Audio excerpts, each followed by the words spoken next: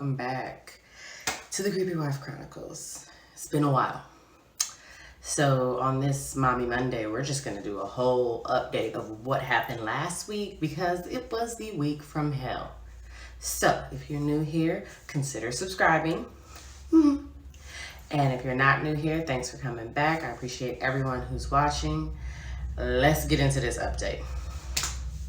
Lord.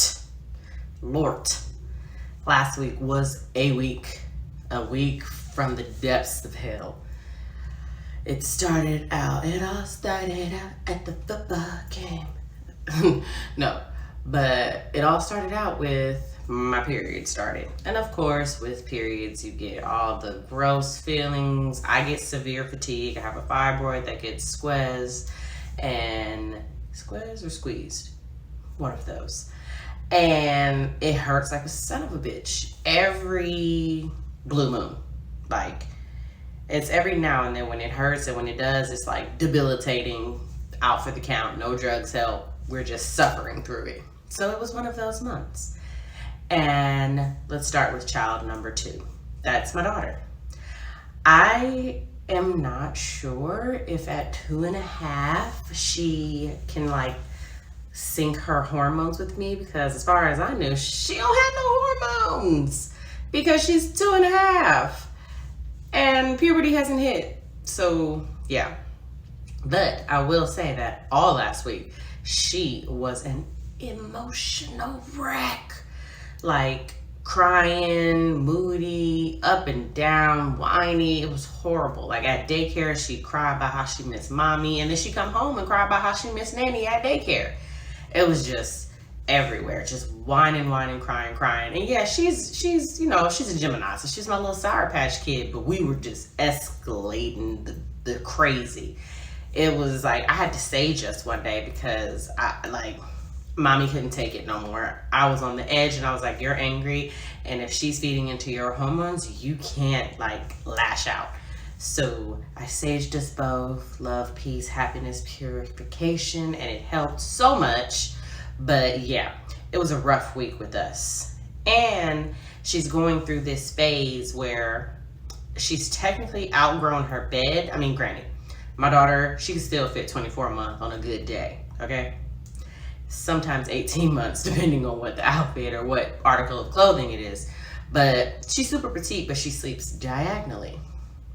So her toddler bed is no longer accommodating her, and she'd rather sleep on the floor, but obviously the floor gets hard and a little cold. So she eventually gets up and gets in our bed or cries, and it's just been a roller coaster. But we figured out that it was her bed when she got in our bed and did not move. She just knocked out. Like, she had enough space to sleep at the angle she wanted, and boom, she was cool. So we're looking for a new bed, but we'll talk about that when we get to Wife Wednesday. So that's what was going on with my daughter. Now, child number 1, my son. We are still going through the lying phase, and it is calming down. He's starting to understand that when you lie, you get in trouble. Now, logically, I know he understands that, but what's happening is he has this idea that if he does something where, in all honesty, it's like, don't do that. Just don't. It's just a little talking to, but he'll lie because he doesn't want to get in trouble. And it's like, but you're going to get in trouble for lying about the little stupid thing that you really wasn't going to get in trouble. You were just going to get a little talking to. And now we've just compounded. So that's his logic. We're working on it, but he's doing great. The issue I've had with him this week, aside from the little lies here and there, his school.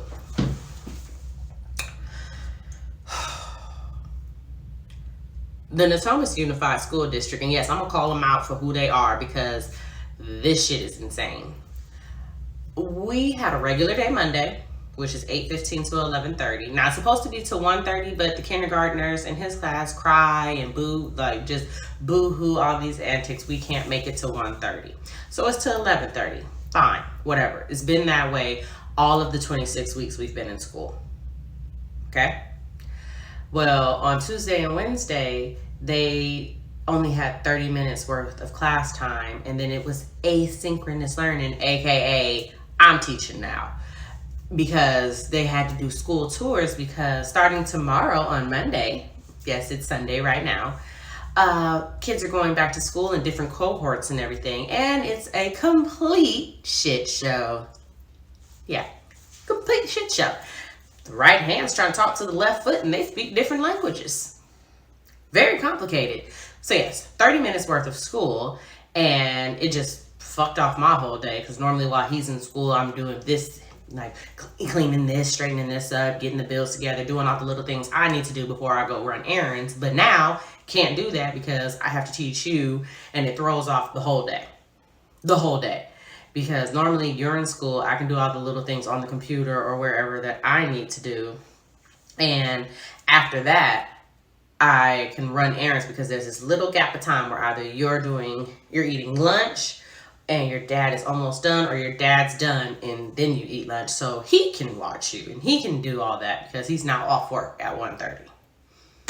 Did not happen because of the 30-minute school day. Oh my goodness, I'm bleeding. What is bleeding? Oh, my knee. Okay. Yeah, I have a scrape on my knee too. Fun fact. Tripped on one of my children's toys and scraped my knee on the edge of the wall. Good enough to where it bleeds. Yay. But back to the whole school thing. Then, after asynchronous learning and everything, he has homework, obviously. And thankfully, Thursday and Friday are regular days. But it's like, most of Monday, we spent prepping them for Tuesday. And then Tuesday and Wednesday, just 30 minutes. Hey, let's read a story. Ha ha, hee hee. Have a good day. Do your work. Here's all the work to do. All right, bet. I don't mind helping my son with the work because I'm his parent. It's my job. It's just as simple as that. It is my job. However, not every parent is like me, and it caused issues on Thursday and Friday when all the shit that they were supposed to do Tuesday and Wednesday wasn't done because of their trash ass parents. That's a trash ass parent thing to do, where you were like, oh, well, they're out for 30 minutes so they can just have a free day. No, they still have work. But now the teacher and the other children that did their work have to backtrack to catch your kid up because you wanted to be like, it's whatever. The teacher will figure it out. No, the teacher's job is not to raise your child. The teacher's job is to teach your child. And if they're giving assignments for your child to do, help them. It's a kindergartner. Boy or girl, kindergartner. What in the entire fuck is the disconnect mentally for some of these parents? I'll never know. But it's so frustrating. Then on Friday, we have a little conversation about prepping the kids for this upcoming week and how it's all going to work. So there's different cohorts, and if you're on this day, you can't go on this day. And they're only going for 2.5 hours. Yeah. No recess, no snack, no nothing. You just do your shit and then leave, and your parent has to pick you up. It's super complicated. My kid's not going back because I ain't letting him go back because this shit's gonna fall apart immediately. And 2, he doesn't fit some of the criteria where it's like, okay, well, if you're able, like, they give you the option, but then they try and sprinkle in all this extra shit, and it's like, for real? For real?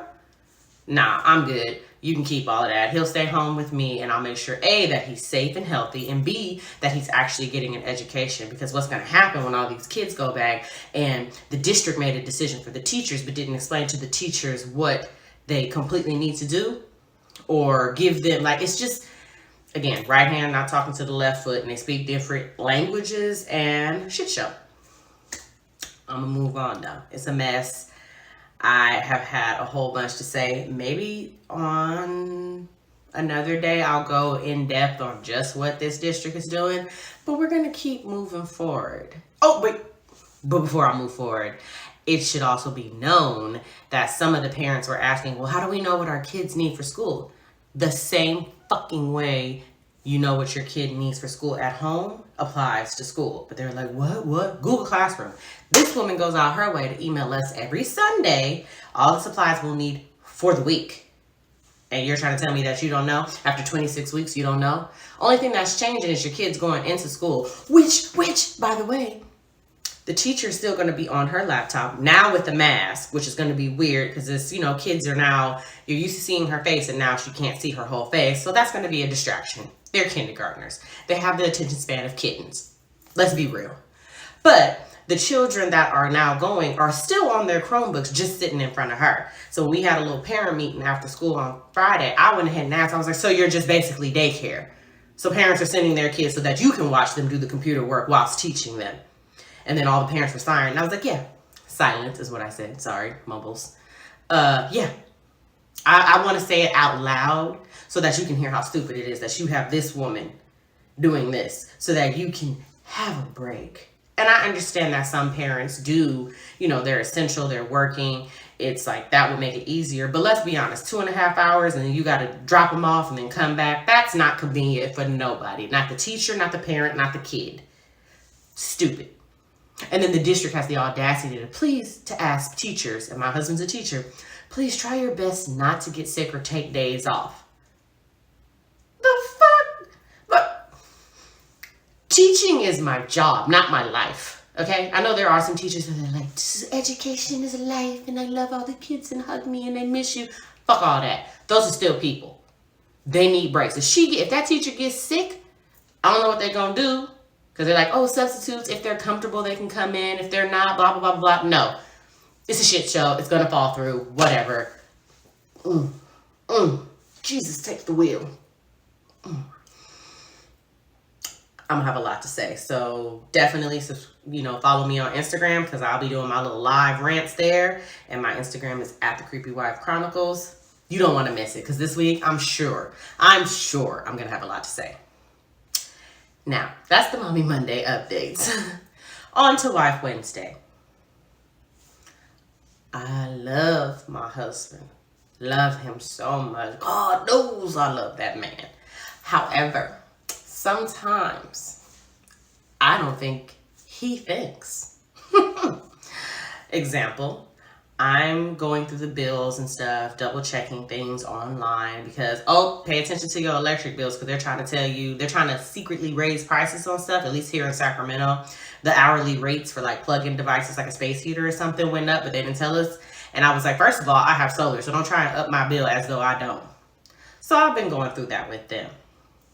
But I'm doing that. My son was done with school because it was only 30 minutes. And he wanted to do something, go to the park, do something.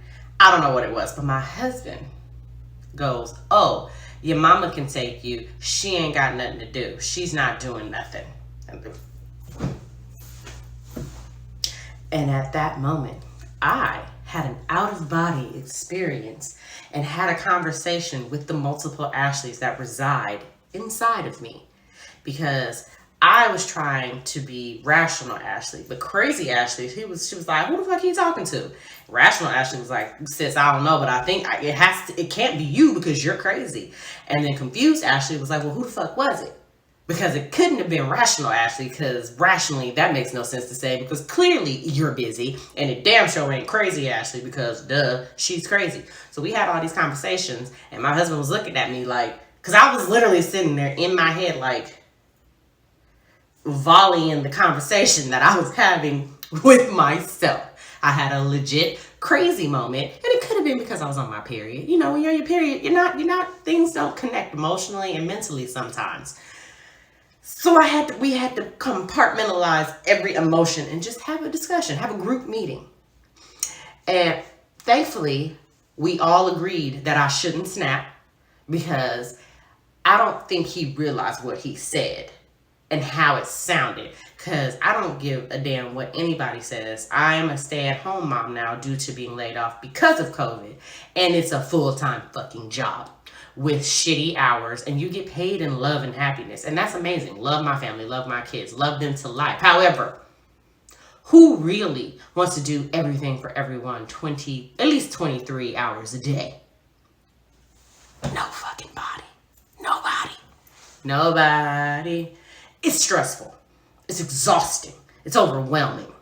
But we do it, and we do it with a smile because we love y'all, and we want you to be the best you that you can be. I might be on the back burner with my sanity and my sense sometimes, but it is what it is.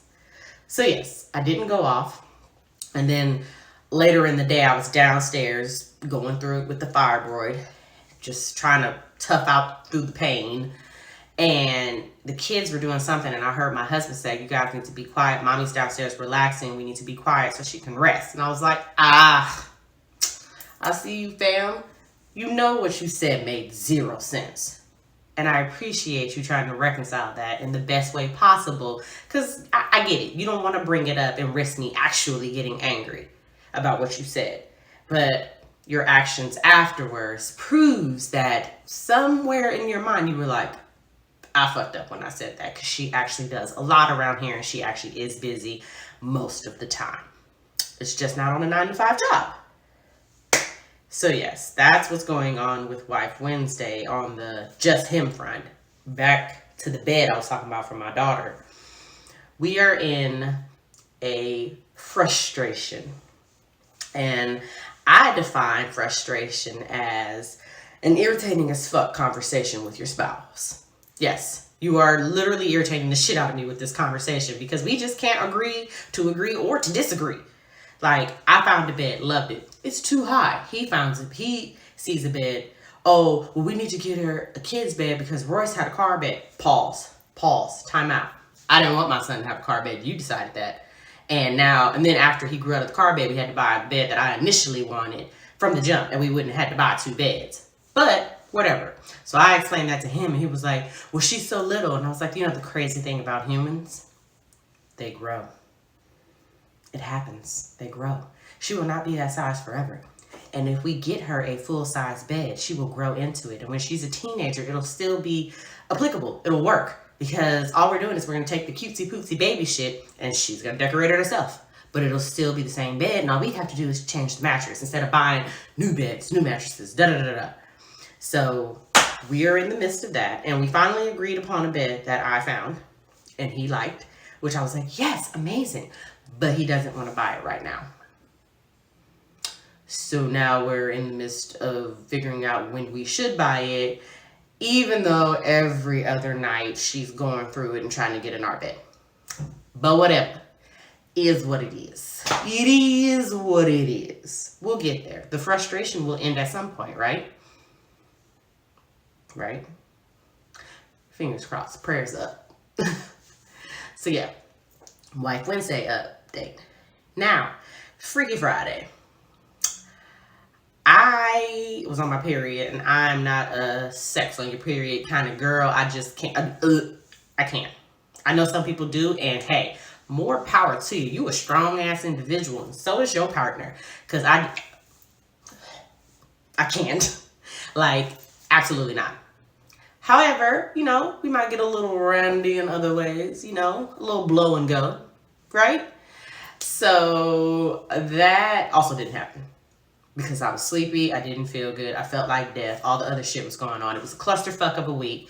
No, Freaky Friday was canceled. I felt bad for my husband. Don't worry, I made it up. I'm off my period now. I made it up. He's happy. He's living good.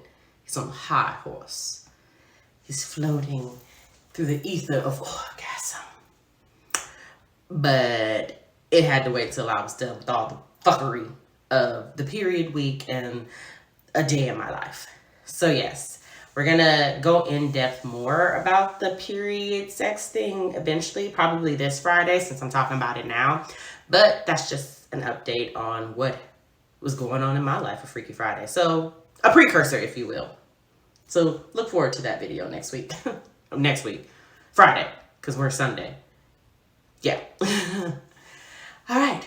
Well, that is the where has the creepy wife been update on my life. What the hell's been going on? That's the haps in my life. I hope that y'all had a better week than I did, and it was less chaotic and crazy and full of just ugh. But yeah.